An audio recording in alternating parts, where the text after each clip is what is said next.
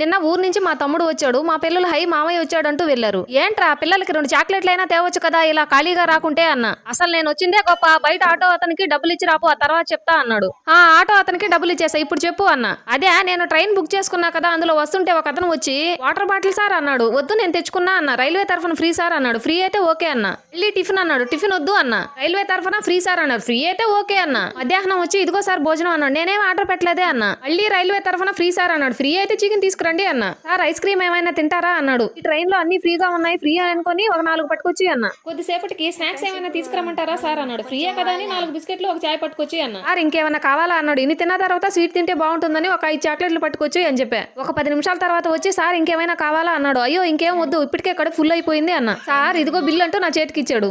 Bill ఏంటి, అన్ని free అన్నావు కదా సార్. మా దగ్గర టిఫిన్ భోజనమే free, chicken ice cream tea బిస్కెట్లు చాక్లెట్లు ఇవి కాదు సార్. సరే బిల్ అంతా 2000 సార్. Train ticket